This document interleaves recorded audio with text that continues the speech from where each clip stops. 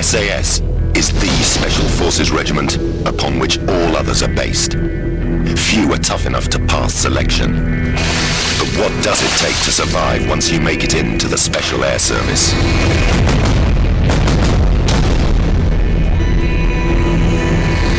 Using a series of dramatic scenarios, a team of hardened ex-SAS veterans have agreed to reveal the survival secrets that kept them alive. The commander of our four-man patrol is former SAS Sergeant Eddie Stone. With him is demolitions expert John McAleese, the first man on the balcony in the Iranian embassy siege. Additional firepower and expertise is provided by Johnny and Pete. We've had to protect their identities. Together, they'll show you how members of the world's most elite regiment fight and survive, and reveal just what it takes to wear this badge.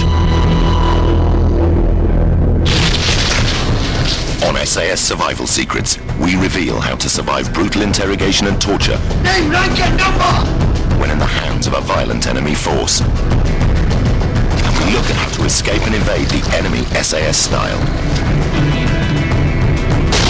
Last time on SAS Survival Secrets, a four-man patrol went on a fictitious mission behind enemy lines. They set up an observation post, gathered intelligence, and took out a target. But this has led them to being compromised, and resulted in a series of running battles with the enemy ever since. Then things went from bad to worse, as one of the patrol was killed, and another critically injured.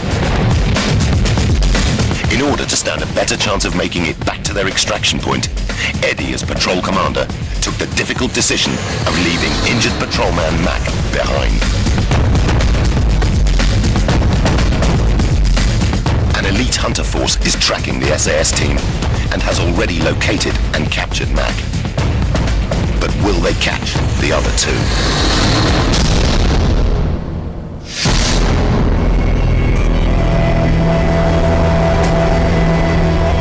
Eddie and Pete are the two remaining members of the SAS patrol. Unaware of Mac's capture, they have made good tracks overnight and are nearing a helicopter rendezvous ready for extraction. The RVs or pickup points are pre-selected prior to the mission. We'll look at the map, we'll choose them off the map, areas of little habitation, areas where the aircraft or the boat can get into. We'll pick 3 or 4 different locations. If we get bumped at one, you can always resort to the secondary RV. When you arrive at the RV, then you will contact your pickup. A determined hunter force remains hard on the heels of the two-man patrol. But because they need to make a quick getaway, the team has abandoned the normal operating procedure of covering their tracks. This has allowed the commanders of the hunter force to use their expert tracking skills to pursue them. Fresh, very fresh. No more than 10-15 minutes. The SAS know this will happen, but they have no choice. They are outnumbered, so their only option is to get to their extraction position as quickly as possible. Just keep cover, I'm just going to go in this RP. Having had to destroy their radio when making their escape, Eddie prepares to call in a rescue helicopter using his Sabi. Sabi has been used by the SAS since the mid-1950s and is a lightweight radio allowing ground patrols to link up with support aircraft flying overhead. Hotel 1, this is Charlie 19, ready for pickup, over. Hotel 1, roger, ETA, your location, 5 minutes. As the SAS patrol wait to be extracted, the elite hunter force prepare to surround and capture them.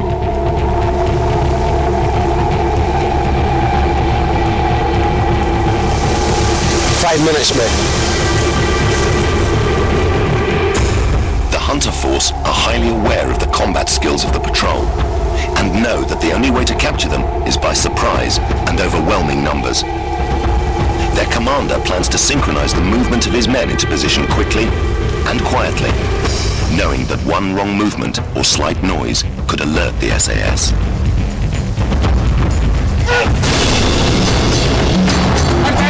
Move, hands away from women! Hands in your head! Outnumbered and outgunned, the patrol have no other options but to give themselves up. When you're initially captured or challenged by the enemy, The first thing you've got to do is look at the enemy. See if they're professional. See how many of them there are. See if you're surrounded. If you're surrounded, then you want to commit suicide, you'll try and fight your way out of it. If you don't, a sensible person will surrender and then look for the earliest opportunity to reverse that situation. On your knees! Now at the mercy of their enemy, all Eddie and Pete have to look forward to is a violent interrogation process. Get him away now! Move!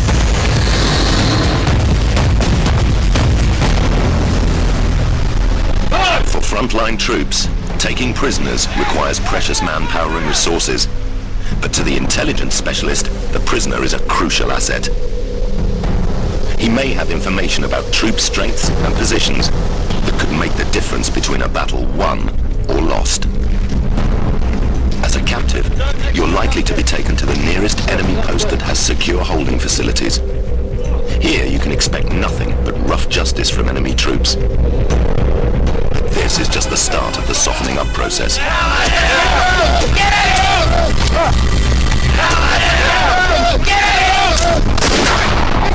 Questioning, get them down there into the holding pen right now! I go to get them where else he needs.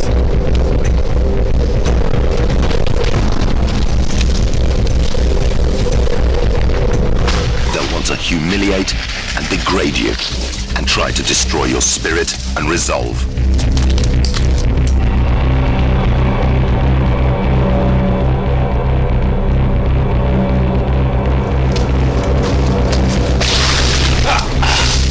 With only a brief respite, it's time for your interrogation ordeal to begin. The first stages you're likely to encounter are known as TQ. TQ, or tactical questioning, is the initial brutal interrogation phase. A local commander will attempt to extract information from you.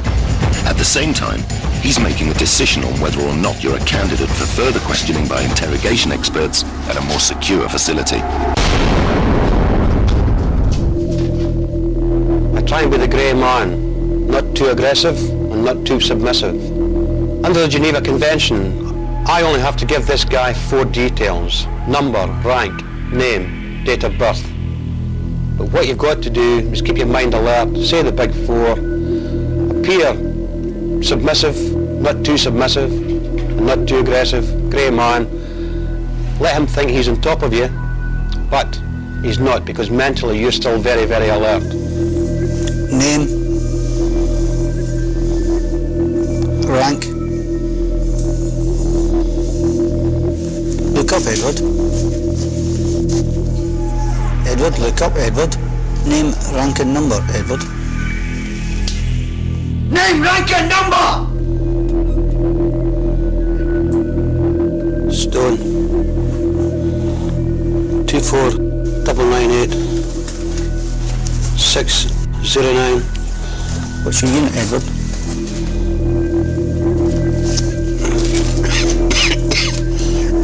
You need to try to play the sympathy card with your captors. Always exaggerate your injuries. You're trying to look fatigued, in pain, and weak. Would you like some water, Edward? Always take any chance to eat or drink when it's right in front of you. You're not being submissive, you're just trying to survive. Put it back on the table. Is that nice, Edward? Do you want another drink, Edward? Edward, all you have to say is yes. Even saying a simple yes could have far-reaching consequences. If you answer yes to a question, it can get edited in on a tape recorder and it can be, do you like Saddam Hussein? They'll fill the yes in. Do you like Tony Blair? They'll fill the no in. So at all times you only answer your big 4: number, rank, name, date of birth. Cigarette, Edward? Simply answer yes. It's yours.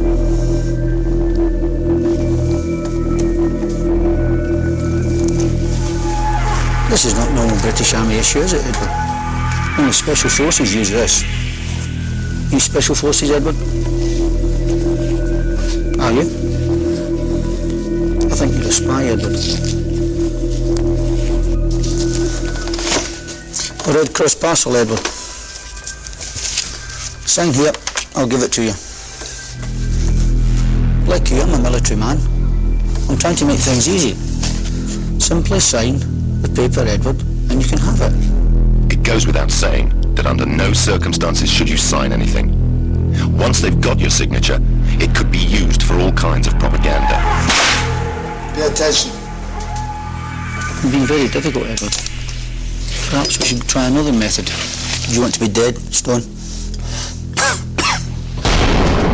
Never underestimate your importance as a new captive.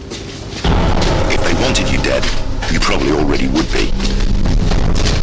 The chances are that they are under strict orders to keep you alive until a professional interrogation can begin. Until then, they will take it in turns to interrogate you and your fellow captives, playing one against the other in a constant barrage of questioning and abuse. Show me on the map where the target was. Do you want to drink, Peter? Yes or no? Do you want to drink, Peter? What's this for, Peter? Guards! Between interrogation sessions, you will probably undergo unrelenting softening up techniques day and night. You'll be deprived of food, water, and sleep. They'll use sudden shocks, constant loud white noise, anything that will disorientate your mind, weaken your resolve, and deprive you of your senses. Worst of all is the dreaded stress position. The technique of using stress positions is simple, but highly effective in softening up captives. When forced to remain in these positions, your muscles soon start to seize up. It becomes agony after an hour, and torturous after several. But eventually, you get used to it, and you can sleep, as I have done, in these positions. You have to. It's the only way you survive.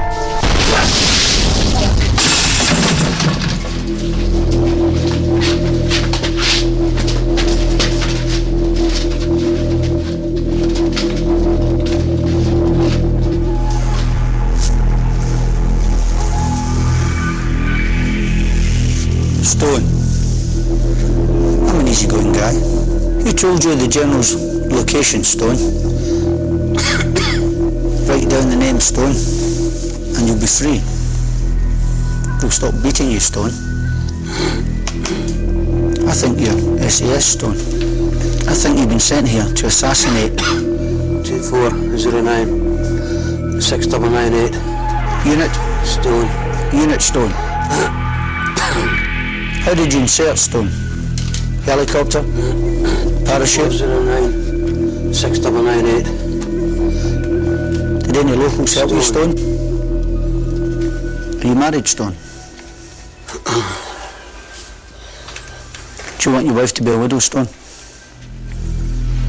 Guards! These initial interrogations are often no more than crude, brutal beatings with no real game plan. You're merely being softened up for the next stage at enemy headquarters, where professional interrogators will have already been briefed on your capture and be preparing their insidious tactics.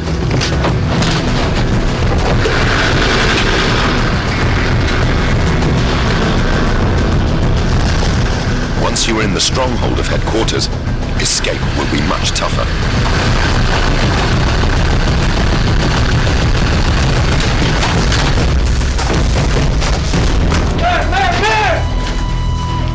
This may be the last you see of daylight for a long time. Once inside, the opportunity to escape will be extremely limited.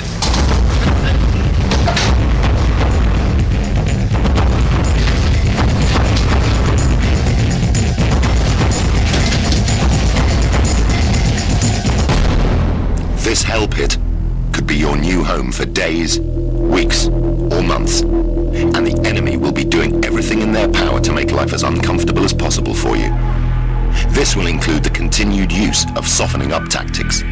By now you'll be desperate for food, water, and sleep.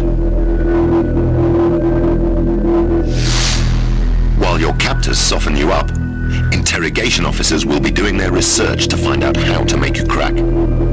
They'll be gathering as much intelligence as possible from initial searches of your clothing, overheard conversations, and any other information they can gather. They're building up a picture of you.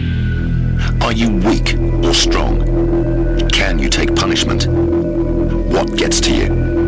Are you cool or emotional? This will be used for the next stage of your ordeal, when a professional interrogator takes over. Our professional interrogator for this fictitious scenario is Paul Ashley, a former Armed Forces instructor on resistance to interrogation techniques. The interrogation environment will have been designed purposely to be bland and featureless. They want to deprive you of any distractions that will take your mind off the situation.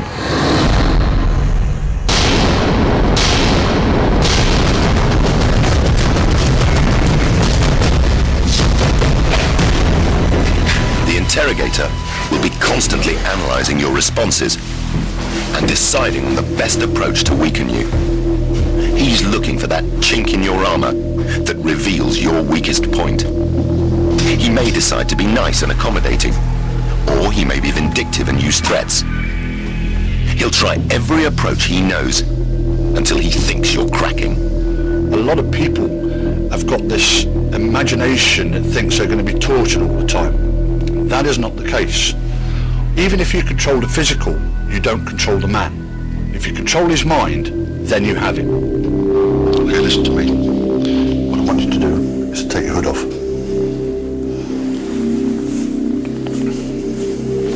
Hand it to me. Pick it up. Pick it up. I asked you to hand it to me. It's not a very good start, is it? Look at me. Look at me. Look at me here. Eye contact is absolutely crucial for an interrogator, because what you're trying to do is to get him to concentrate on you. The eyes are the windows to the soul. It's a very true statement. The eyes will move in various locations on a reaction to various questions that are put to them. There are 6 areas. 1, 2, 3, 4, 5, 6. If you want to recall something, a past event or something of that nature, then the majority of people will move up into the top right. If they're making things up, it'll come from the top left. If you touch a raw nerve, then the eyes will move down to the left or to the bottom right. The way in which you can get round this is to train yourself to keep looking straight ahead as soon as a question is asked to you. Because otherwise, at one point, you're going to trip up and your eyes will move to one location or the other. Had a rough time. Now, what's your name? What's your name? Stone. Yeah, Stone what? At this time, I look for any abnormalities with the interrogator. Has he got a big nose? What's your number? Is he very tall? Has he got big eyes? Is there something wrong with him? And I play mental games with myself. I downgrade the guy mentally to allow me a little bit of pleasure. But at the same time, maintaining this exterior presence of the grey man, not aggressive and not submissive. Okay, what I want you to do is to take your jacket off.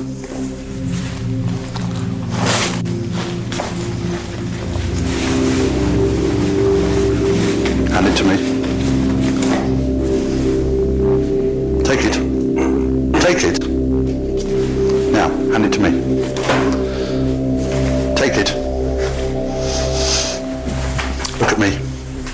Now, I'm just trying to be polite and courteous here, and I'd appreciate it if you do exactly the same thing. So, hand me the jacket.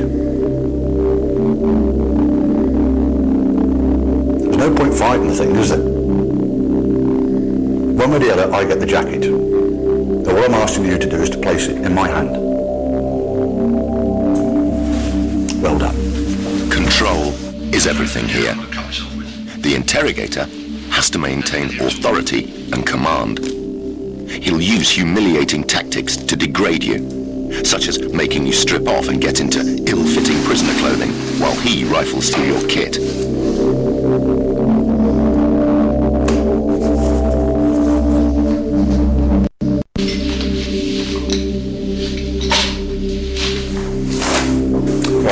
What was your number again? 249 9 6, 9. The important thing 9. is to still keep control in your mind. Let him think that he's winning. And if you get away with it, use silent forms of defiance. And any little bit of defiance that you can get in at this stage is going to be worthwhile to you mentally. But if you get caught, you're going to get a good beating. The professional interrogator has a motive or agenda for every word he speaks and every action he makes. You recognise this? Is this yours? At his disposal will be an arsenal of mind games designed to outwit even the most experienced soldier. Right, if that's not yours, you keep it. If it is yours, hand it to me. You're in a no-win situation here. Whatever you do, you're giving him an answer. This is a typical example of some of the many ploys and tricks an interrogator will use to trip you up. Interrogation can have different approaches, such as the good cop and the bad cop routine, known as the Mutt and Jeff. The idea being that one is friendly and the other one is very, very aggressive. Give me a call sign. A call sign I can stop all this and get some good... Call sign, loser! Call sign! Even members of the opposite sex can be used. This way you can get a different reaction from the prisoner. Would you like me to treat your cuts and bruises? If you look carefully, you can see Eddie's eyes moving slightly different to what they do when he's talking or looking at me. You look a lot better now than the last time I saw you. How are you feeling? Eh? Feeling a lot better now? Haven't had your face dressed by a pretty girl? Would you like a cigarette? If you want a cigarette, take it. Do you mind if I have a cigarette?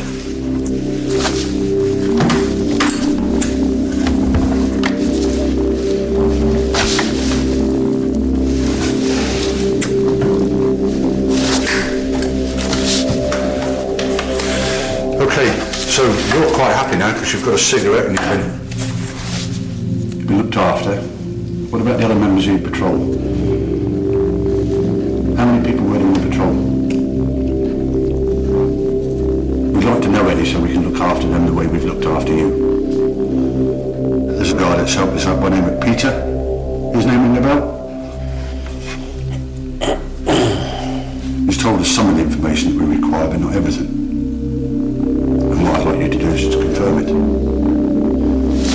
Likewise, I'd like to find out who the guy was that was killed.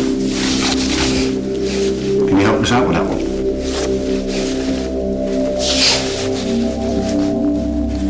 So you're not interested in your own men?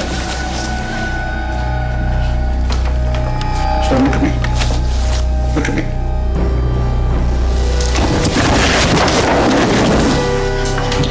Guards! Why did I faint? Not because I was feeling faint. Pure and simply to get out of the interrogation room. If he feels sympathy for you, you can get taken out and hopefully you'll get a bit of rest. It doesn't always work, but it's worth a chance. Fainting is a thing that can be used to get out of an interrogation. However, in a lot of places, all he would get is severe kicking and beating until he got up. Interrogators will always use fellow captives against each other. But those with injuries can be particularly weak and vulnerable. One of the members of Eddie's squad, Mac, who had been seriously wounded and left to fend for himself, has been found, treated, and is now fit enough to be interrogated and possibly exploited. Okay, I'm going to take your blindfold off. Look at me. How are you feeling? Look at me. If you're okay, blink your eyes. Well done. Want some food? Want some food?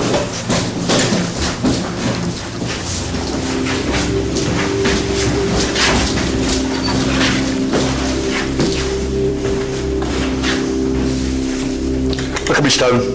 Look at me. Okay, this chap here, he's cooperating with us. He's been looked after medically. He's also got some food and he's got some drink. So if you cooperate, you get food, you get drink. Put your blindfold on. At this stage, I'm glad to see Mike. He's been better treated. Guards, take it back to his cell. He's been hospitalised, and he's not looking too bad. I know Mike hasn't cooperated. I know he's doing exactly the same as I would do. Get the food and get it down your neck, and keep your mouth shut. Take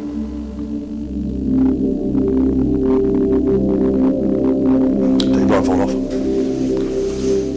When you're under stress or lying, your subconscious mind can easily betray you. The slightest raise of an eyebrow or twitch of the nose can be an indication that you're covering something up. Every time I see you, I find out something different. Every time you come in here, there's something about you that comes across. So by thinking you're sitting there saying nothing is wrong.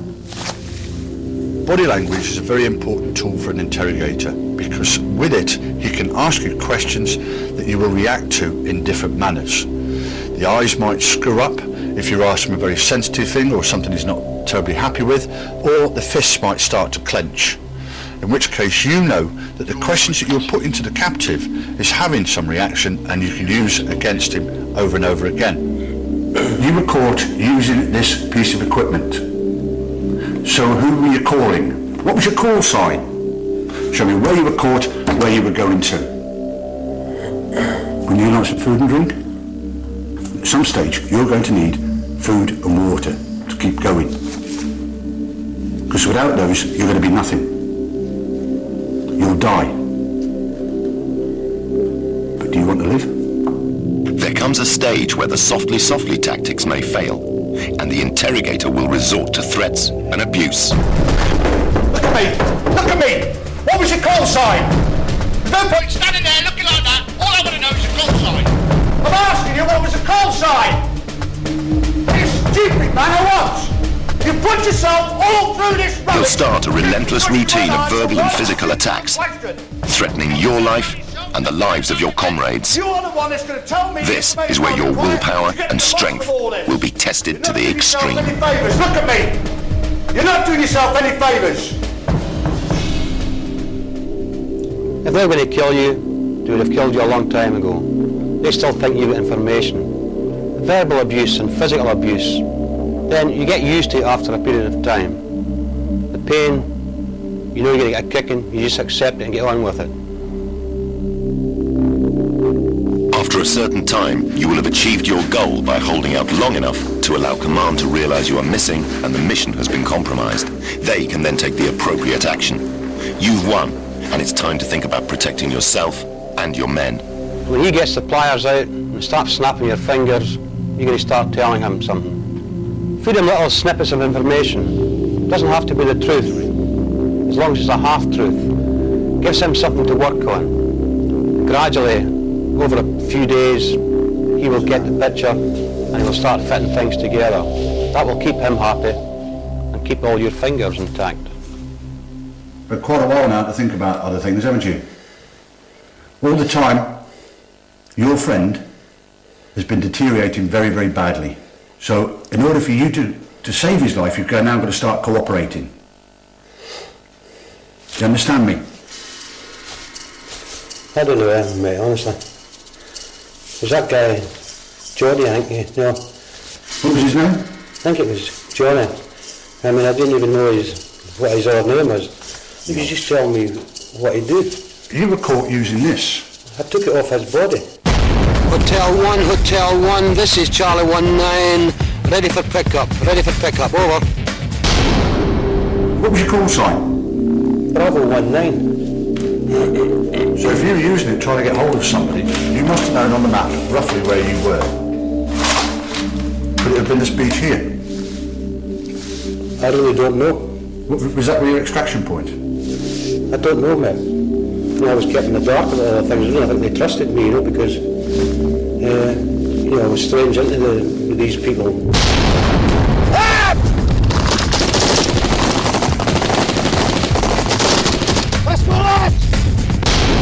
Can I get a drink? I can organise that for you. I'm still curious to know which beach you were at. I really don't know. I need a little bit more than what you're giving me now so I can get some treatment to your man. I really don't know. We landed in a boat. I don't have a clue where it was. What time did you come in? Just after the evening, I think it was. Yeah, it was dark. Had you been in the boat during daylight? Well, we were in the boat all the time. I need a drink, mate. What about Mac's role? Mac? I really don't know. What was his job? I don't know. As I say, I just come in and I never met many of them. They never even spoke to me most of the time. All I've got is bodies everywhere. From you and your team. It wasn't me, mate, honestly. I'm telling you the truth, mate. I know that you're lying to me. I can't tell you what I know, and I really don't know a lot. You aren't lying to me. You're the man that pulled the trigger that assassinated one of our top-ranking officers. I can hardly shoot a gun, mate. I've only shot a gun. You have trouble shooting a gun?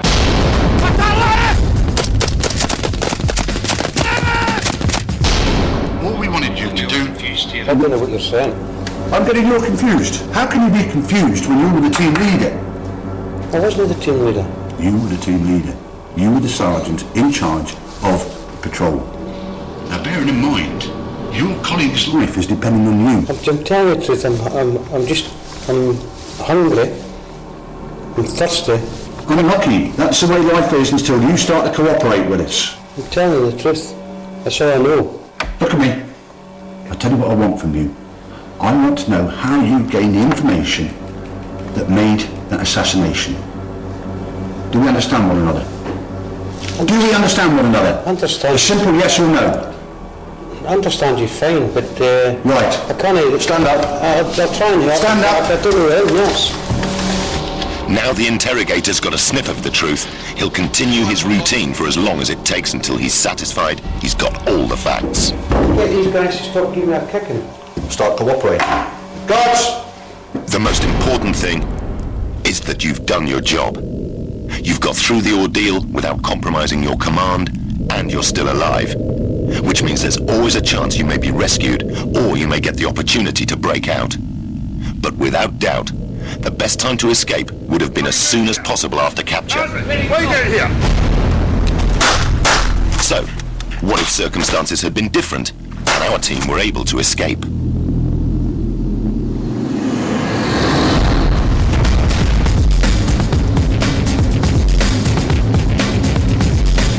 Let's rerun the action at the moment of capture with a few small changes to swing the odds.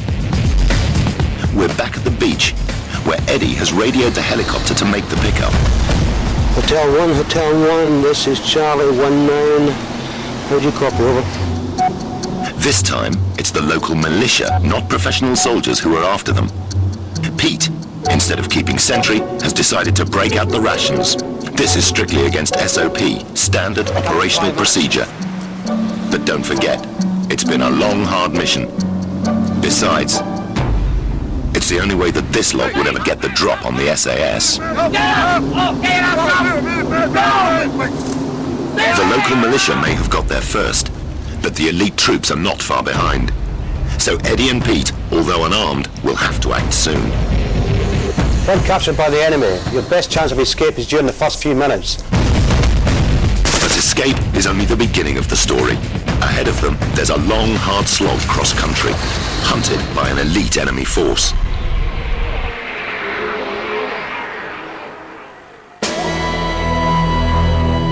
The further a prisoner of war is moved from the point of capture, the less chance they have of successfully escaping. Over the Second World War, 130 Allied servicemen tried to break out of the notorious Colditz Castle. Less than a quarter ever got clean away from the prison.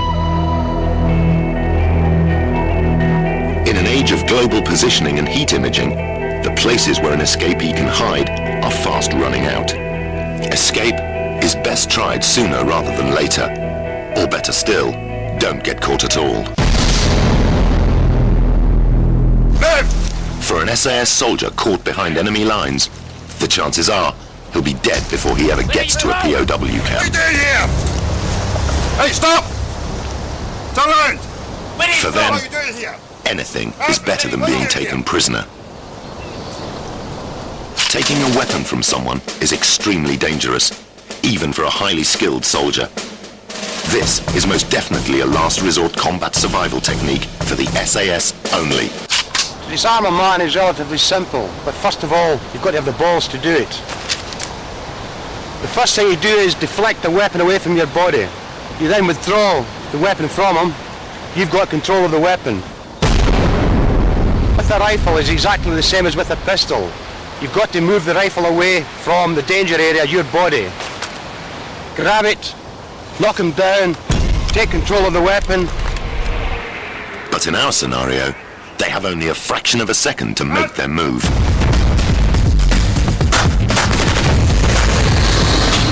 With the adrenaline pumping, the first instinct might be to run, but to act hastily now could cost them dearly later.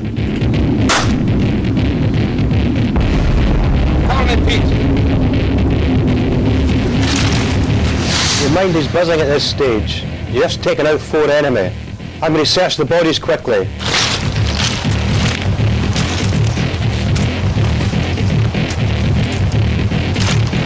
Let's go. They set about covering their tracks and make a run for it. But before they go, Pete strips down the enemy weapons.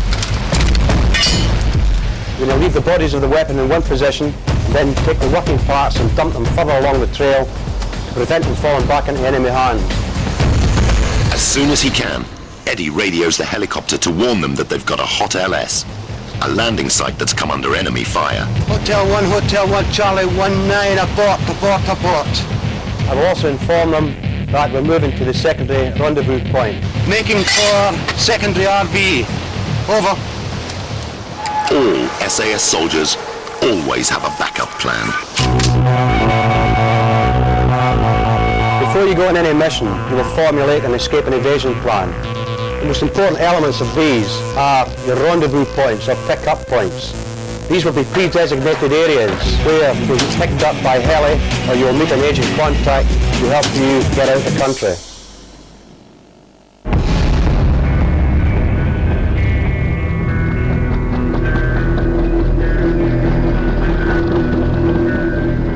Major Phil Ashby knows exactly what it feels like to face an enemy who torture and murder their prisoners. Fear? Literally the sort of fear that makes your bowels twitch. When the UN compound he had been posted to was surrounded by rebels, Ashby and 3 other Western officers decided to escape. The nearest safe haven was 3 days' forced march away through tropical jungle. They were unarmed. We didn't feel that we were masters of our own destiny.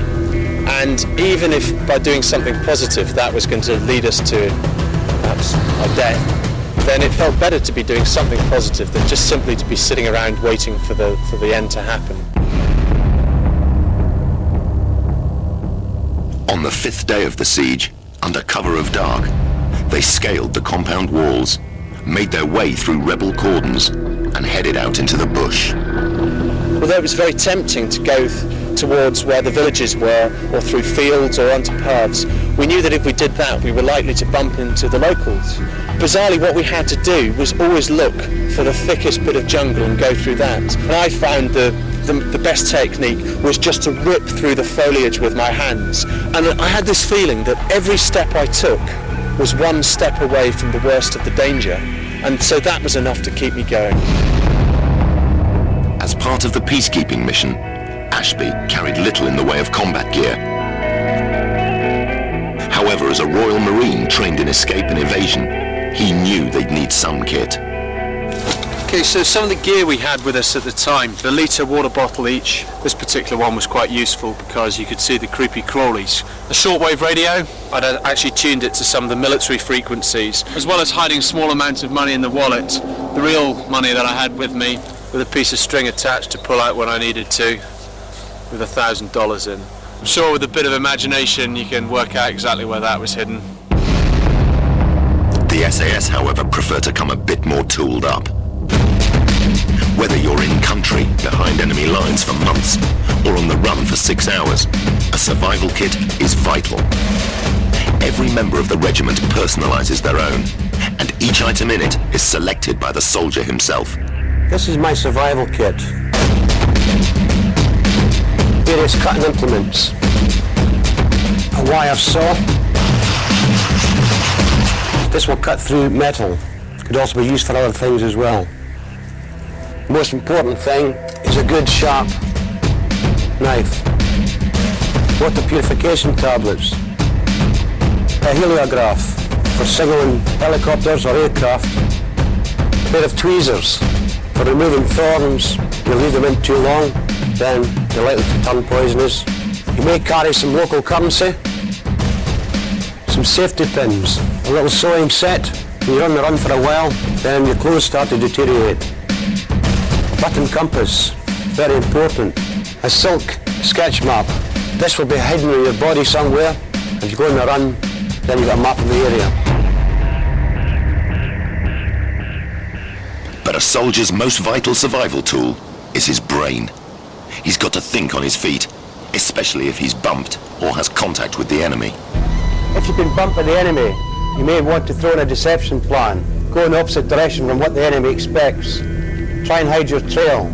But, in general, if you don't get bumped, you will head directly to your secondary RV position.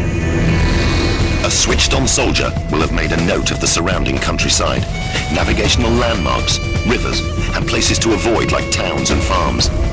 This is known as the mental map. Whatever an SAS trooper has gleaned about the locality, he is aware that the enemy will know more.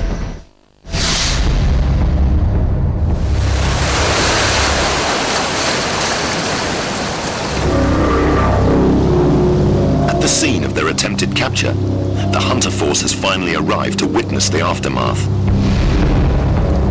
It consists of expert trackers and guards. 4 sentries are on point duty to the rear and the front, so the trackers can get on with the job without fear of being attacked.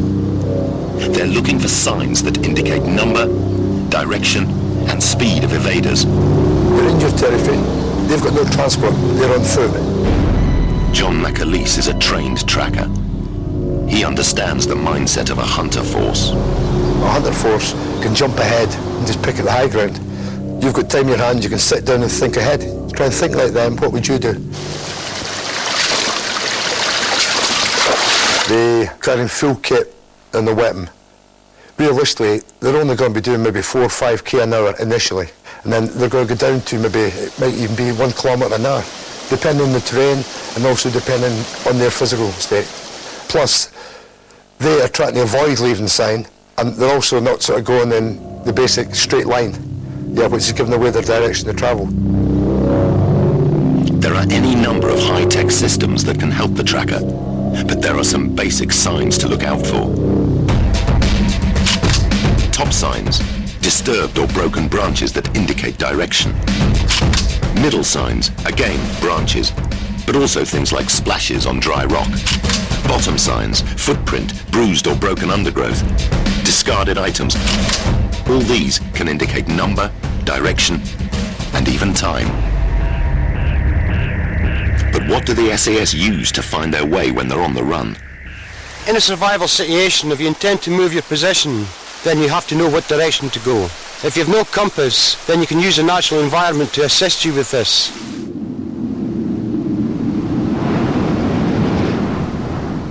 This tree is tilting towards the south. Obviously in this northern hemisphere, most sunlight is on the south side, so the foliage and the tree will lean towards the southern side. It gives you a rough idea of where south is.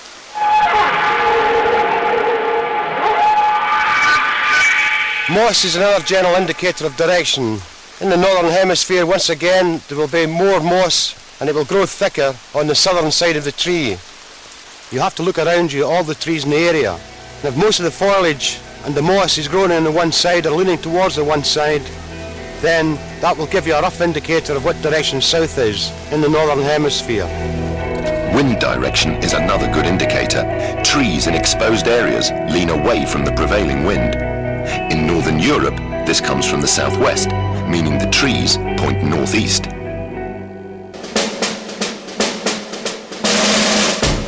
Another method of finding your direction is by using the sun. You need a stick which is approximately 1 metre long. Stick it in the ground vertically so that it's casting a shadow. Where the end of the shadow falls, place a stone. As the sun moves around from east to west in the sky, the shadow will move. yourself would do it in the morning and then come back in the afternoon and recheck where the shadow was falling. Once you've located that, place another stone at the tip of the shadow. That now gives you an east-west line, and if you stand directly behind your stick looking at the stones, you're facing north, and north, south, east and west. On the move, a simple analog watch can help find north. By pointing the hour hand at the sun, drawing a line between it and the 12, you have north. From that again you can work out where west and east are. After 2 days under the tropical sun of Sierra Leone, on the run from rebels, Phil Ashby had a new killer to contend with. All I remember is we were all in and out of consciousness, and we were, to put it mildly, as thirsty as I think it's possible to be. While dehydration took a physical toll, fatigue played tricks on his mind. On one occasion I was convinced there was a fifth member in our party, but strangely it was a woman dressed in basically a big white sort of shawl. And I could see this person very clearly, and I kept on saying, look, can nobody else see this person who's standing by us? The average person can survive almost 2 weeks without food, but even in a mild climate, they won't last long without water. A body only has to lose 15% of its fluid before it starts to give up. The stages of dehydration begin with the obvious. But thirst soon leads to a loss of appetite. As you stew in your own juice, you lose the ability to think or even walk straight. Eventually, there's collapse and death. In a desperate gamble, Ashby's team drank the 1 litre of water they each had and pushed on to the nearest river. But when they got there, the river was dry. I remember hearing the noise of frogs croaking, and it occurred to me that where there were frogs, there surely had to be water. We found some muddy pools, the sort of water that at the end of the dry season even the local animals weren't drinking. We used 5 times the normal dose of water purification tablets and started drinking. When picking a place to get your water, you've got to be very careful of what you're doing. There is places you must avoid at all times.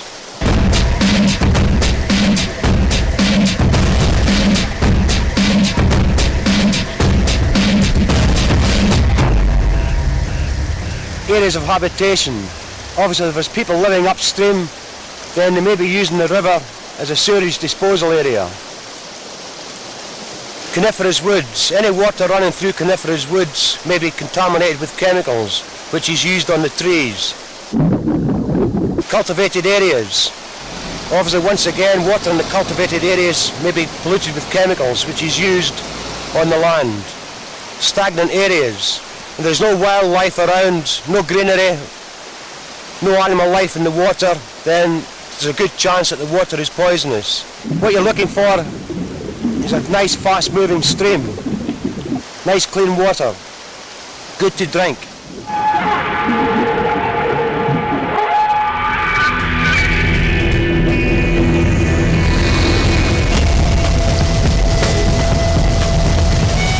As well as being a good source of drinking water, a river is a good landmark to navigate by, and it will cover your scent if the enemy have tracker dogs. In a typical evasion, Eddie and Pete would try to move at night and rest up during the day. As first light approaches, they'll be thinking about finding somewhere to lie up and maybe getting something to eat. With a little careful preparation, nature provides a veritable buffet of edible plants.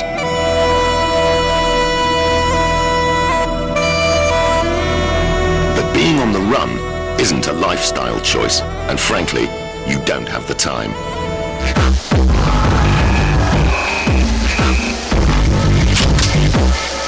A lying up spot will be chosen based on how much cover it provides.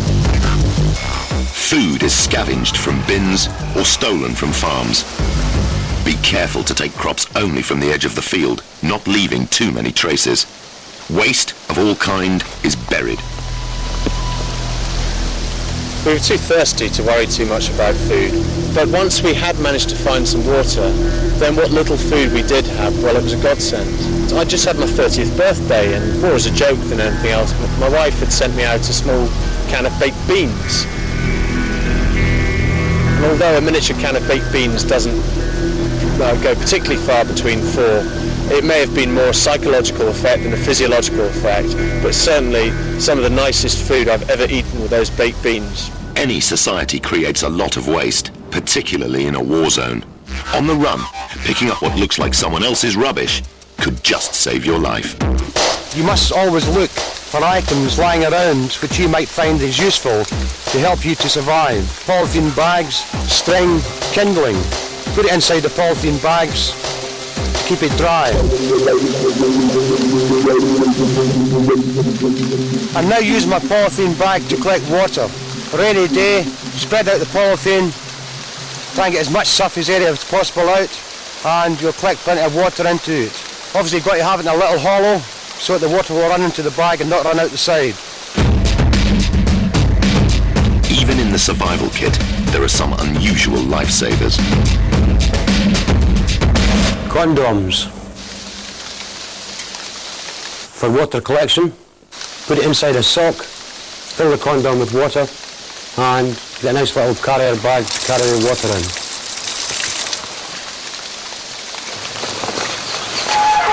Covering up until nightfall, Eddie can only expect a few hours sleep. Especially with the enemy hunter force breathing down his neck.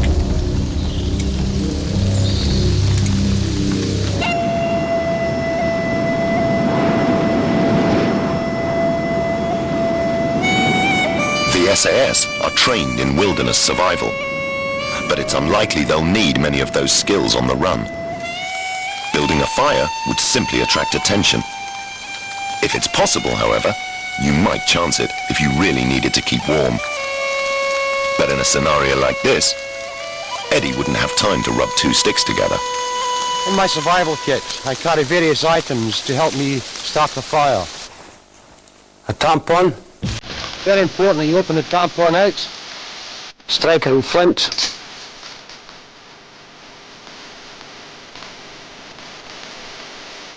Some alcohol wipes.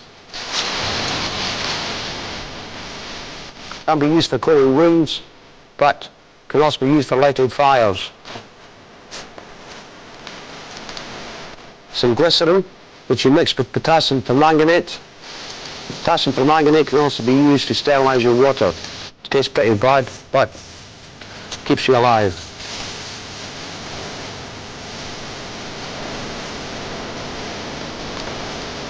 As you can see, you get a very violent reaction when these two chemicals are mixed together.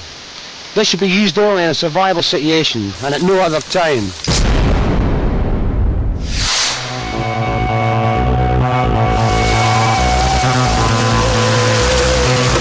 So far, Eddie and Pete have been careful to cover their tracks, but they've had a change of tactics. We have discovered that we've been followed by a professional tracking unit of 5 or 6 men. What I'm going to do now is lay a trap to lure them into an ambush.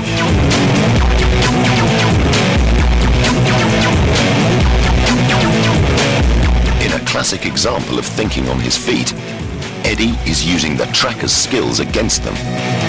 He's leaving clues and objects that he knows will get their attention, like a magazine from his gun.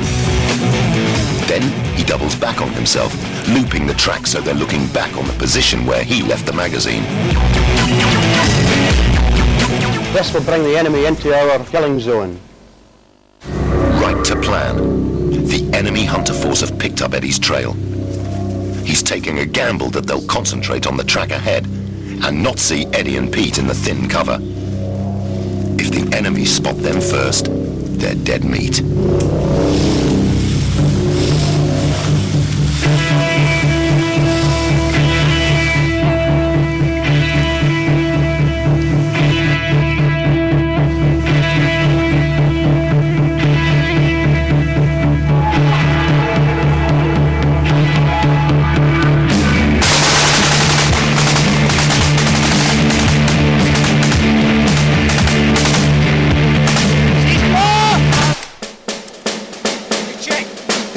I went up to check the bodies to make sure they were all dead.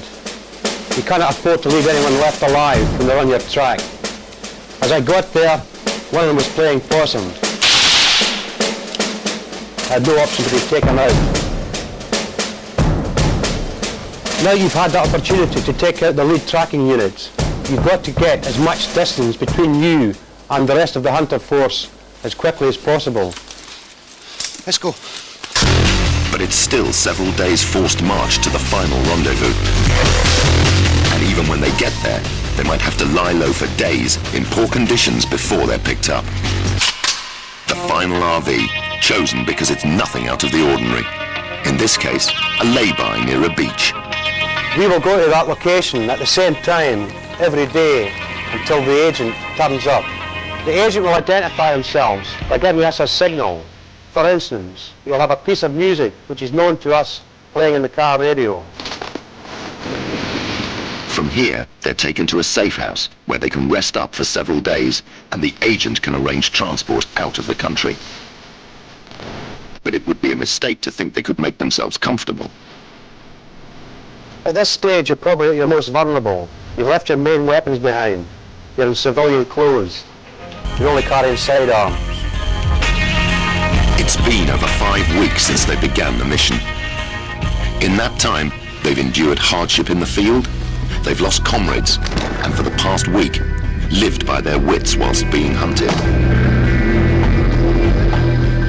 Phil Ashby was awarded the Queen's Gallantry Medal for his escape in Sierra Leone. But he puts their survival down to something other than bravery. Determination. We got to the stage where it would have just been very easy to have given up. We'd gone through the pain barrier. It would have been very easy just to give up and die. And if it wasn't for that determination and drive, I think we probably would have done. Everybody's got an inbuilt survival mode built into your body, you know, and there's some got a stronger one than others. You know, it's up here. They want to live, they want to get away, and they do it. The training is a great asset, but the best thing you've got is what's between your ears. If you don't use that, then you end up captured or dead.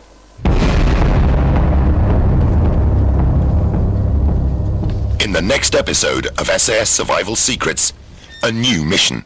They're out of uniform, but still tooled up. The team have been tasked with bodyguarding a British minister on a state visit. We'll take you through the drills, the language, and the hardware of a close protection unit, on foot and in vehicles. When they have to hand over security to local law enforcement, and the minister is kidnapped, they return in full-on counter-terrorist mode.